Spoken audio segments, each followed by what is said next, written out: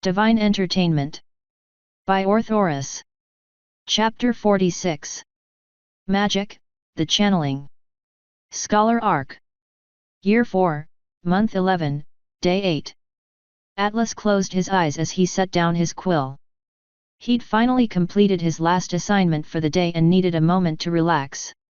Finals were closing in and his workload had increased exponentially.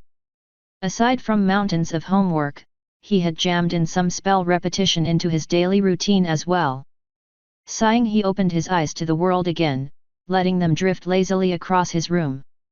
Over the years he had acquired a great number of personal belongings for his abode. Compared to when he first arrived with a simple saddlebag and a little money, he almost felt rich now.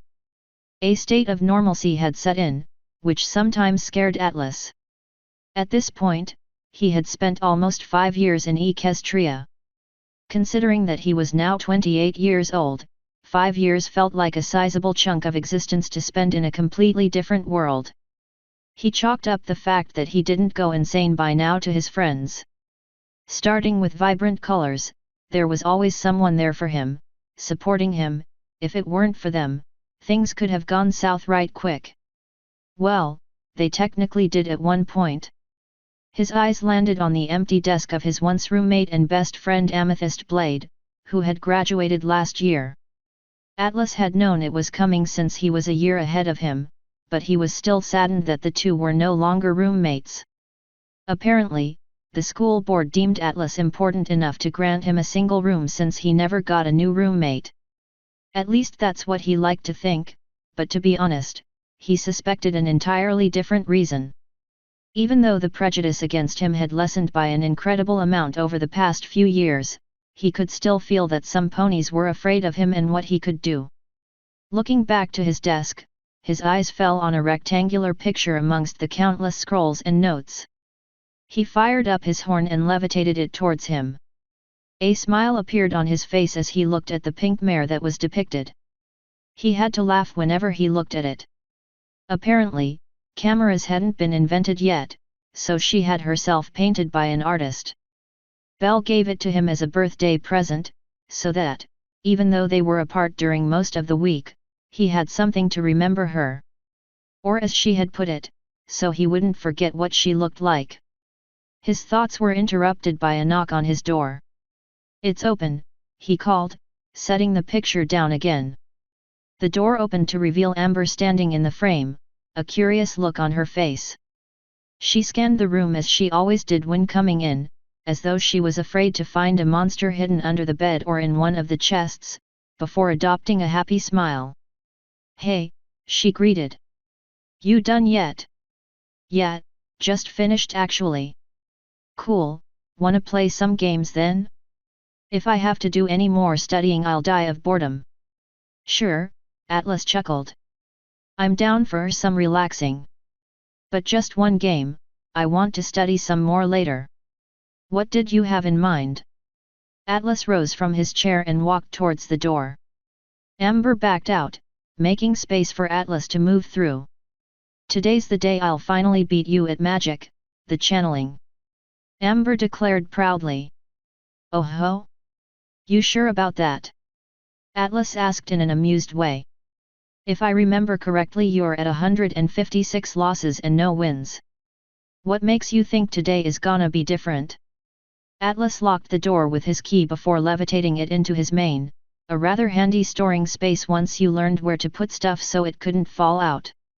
He followed Amber, which had already happily skipped ahead towards the stairs leading down. "I've actually studied for once." "You say that every time." "I've also found a new combo," Amber revealed. "It'll catch you off guard, I'm sure of it." "Well, now I'm actually expecting it," Atlas deadpanned. "Also, I guarantee you, if it's in the game, I know about it. I made it after all." "You can't know every combination, I'm sure there are some you just never found," Amber retorted, racing ahead down the stairs, taking multiple steps at a time. Atlas shook his head in amusement and followed his orange friend into the recreational room downstairs. The newest addition to its inventory was a card game called Magic, the Channeling. It was a game Atlas created as one of his final projects, which found immediate popularity with students and teachers alike. Since it was fun while also allowing unicorns to practice their channeling, it was almost immediately adopted as a teaching tool as well as a fun pastime activity. Amber was already sitting at an otherwise empty table, setting up the game. 2 card stacks were formed on their respective side of the table, ready to be drawn from. Lines were etched into the rather big playing cards in seemingly random patterns, crossing over and under each other until they reached the edge of the card. Atlas sat himself down opposite of her and started shuffling his deck, just to make sure there wasn't any funny business involved. Setting his stack face down on the table, he shot a smirk towards Amber. "Ready? As I'll ever be." "Well then, ready. Set. Go." Both of them immediately levitated the first card of their respective deck in front of them, studying them intricately. As soon as Atlas saw his first card, he immediately started channeling his mana into it and guiding it through the desired path. Once he was satisfied, he set it down on the table, levitating the next card. The rules of the game were simple. Disturb the mana pathways on your opponent's side enough to break their setup. Every card had about 3 or 4 possible patterns to choose from, and depending on which one had mana channeled through, complete pathways could be formed by setting the cards next to each other, which would, once complete, execute a simple spell. Depending on which cards you drew and how big the final patterns were, the spell power could vary greatly. Atlas set down his second card, completing one of the smallest defense patterns in the game. If he didn't, Amber might very well finish him with a simple attack spell after a few seconds. Glancing over to Amber's side, he saw that she was doing the same, albeit with a bigger defense pattern. Picking up his next card, he decided to create a medium-sized amplifying pattern next and got to work as fast as he could. As there were no turns in this game, speed and adaptability were everything. Get ready to be amazed. Amber pressed out under a strain. Atlas completed his pattern and looked over to see what she was up to. Momentarily ignoring his own setup, he scanned her patterns for anything out of the ordinary. A scowl appeared on his face once he realized what she was up to. She had stacked some of her cards on top of each other to create mana paths that would otherwise not be possible. Definitely unexpected, but also not an unknown tactic to Atlas. Since he created the game himself, he knew all of the moves one could make, this one included. Stacking cards was an advanced tactic which he hadn't revealed on purpose. Ever since he started his studies, he felt that ponies in general lacked creativity. So he kept quiet about this feature to see how long it would take until someone discovered it. An experiment involving the whole school, so to speak. While he wanted to compliment Amber on her cleverness, he also didn't want to lose, so he frantically started looking for a way to block her incoming attack. His setup wasn't created with the intention to add a stacked combo to it, so he had to improvise. Picking up his next card, he weighed his options. Stacked combos had an energy output much higher than the regular ones, so his only option was to counter with a stacked combo as well. Though, thanks to his recently completed amplification pattern, he could keep it simple. Glancing over, he realized his biggest advantage over Amber. He could set up exponentially faster than her if he wanted to. And right now, he had to if he wanted to win. Frantically starting to channel, he started setting down card after card, hoping to get done in time. "Ha! Take that!"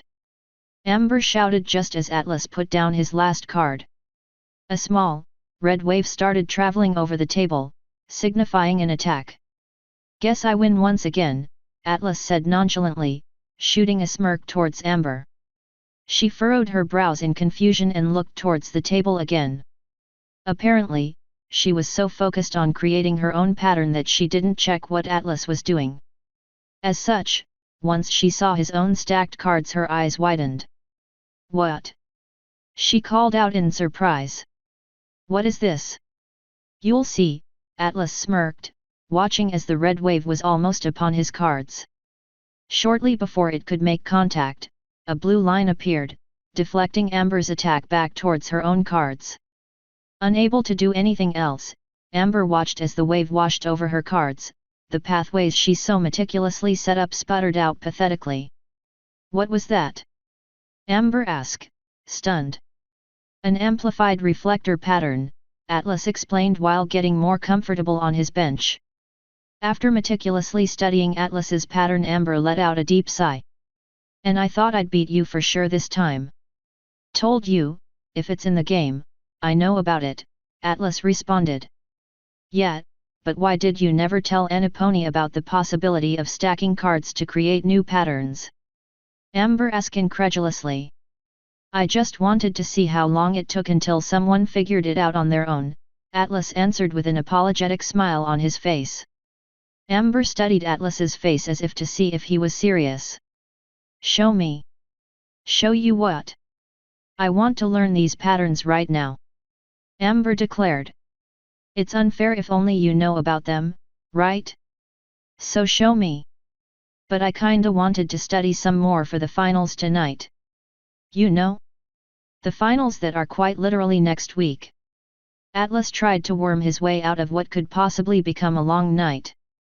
Atlas, you're one of the smartest unicorns in the whole academy, one night of missed studies isn't going to make you fail your finals. Amber retorted. I guess you're right, Atlas sighed. So what do you want to know? Everything, Amber deadpanned. Of course you do. Atlas resigned himself to his fate and started with the simplest stacking combo there was. Since stacking allowed for a great number of new combinations and even completely new spells, explaining everything to her would most likely take the whole night. At least this way he wouldn't have to think about the upcoming finals. Even though he knew that he was probably fine, he was still a nervous wreck. After all, the results of these tests would quite literally decide his future. Glad to have a distraction, Atlas fully immersed himself into his explanation. Author's note.